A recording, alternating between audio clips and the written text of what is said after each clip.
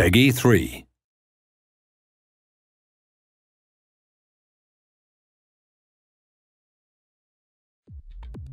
Welcome to this video on overlapping runs.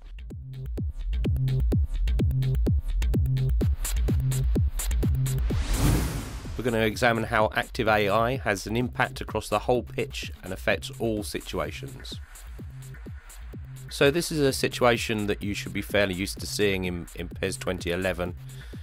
The player out on the wing there is going to fail to make an overlapping run, which is going to cause play to break down. However, in PES 2012, as you'll see now, the players will always be anticipating your play. Before the player here even gets the ball, the player on the wing is already making a run, and he'll be altering his speed accordingly. In this situation, you'll see a player coming from deep, making a diagonal run, and continuing that run right the way along the line, eventually getting the ball in with the cross. Finally, you'll also see how midfielders here support the attacks, pushing the ball out wide and again making an overlapping run.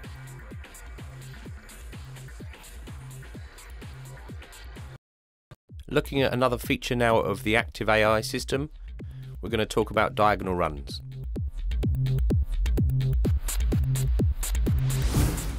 Okay, in PES 2011 we often saw this situation: a player running along the wing, failing to find the space, making a straight run and ending up in a group of players.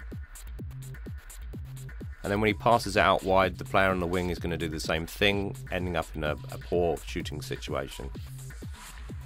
In PES 2012, by comparison, you'll see that the player makes a run here in front of the line of the defence, and that ends in a scoring situation. Here you'll see a player making a really interesting darting run between two players, again resulting with a goal. So that's the end of this demo video. Make sure you follow me on Twitter, or go check out the Facebook page and our YouTube channel. In this video you'll see how the active AI now encourages dummy runs to provide more options and create space. Dummy runs aren't going to be made all the time. It will depend on the situation and the player's abilities. Here you'll see a player up front dragging a defender out of the way. The player behind him now has space to move into, and he gets the shot off.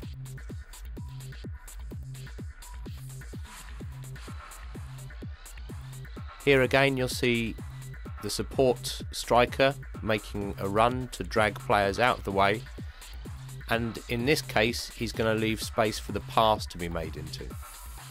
So that's the end of this demo video. Make sure you follow me on Twitter, or go check out the Facebook page and our YouTube channel. In this video we're going to take a look at how the active AI affects all situations and how that extends into defending.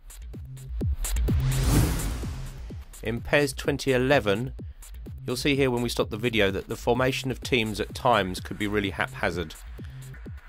You'll see here that the space in between the defensive line and the midfield line is far too big, allowing the player to drift into the space and get a shot off. In PES 2012 we're going to pause the action here, and you should be able to see that the communication between the defensive and the midfield lines is much better. So the team generally tries to hold its shape much better, and it results in less player bunching. We've already seen how the active AI affects formations and defending. Now we're going to take a closer look at how the active AI affects individual decisions. So at the top of the screen here, circled in yellow, you'll see one player marking his man there. But then he'll spot that in midfield the danger has changed, so he'll come towards the ball, and the man at right back will now fill in for his position. In the centre of the pitch here you'll see the defensive midfielder holding up play, and then further back you'll see other players are continuing to mark the dangers, which is cutting out the possibilities. These decisions are being made right the way across the pitch all of the time, and it counteracts the new attacking possibilities that we've added into the game, so that the balance is just right.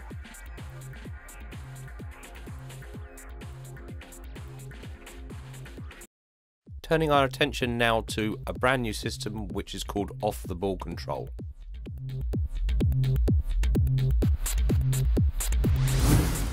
In the past, we've made piecemeal improvements to throw-ins or penalties rather than making sweeping changes.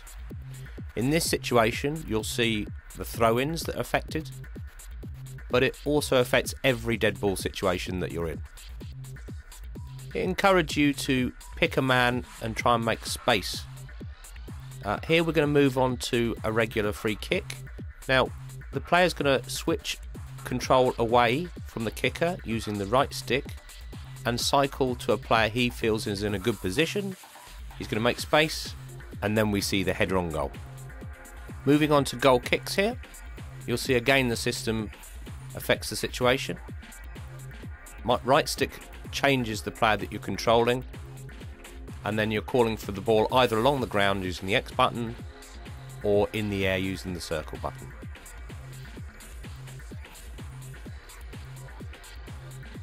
Here we see the system being used for a corner situation.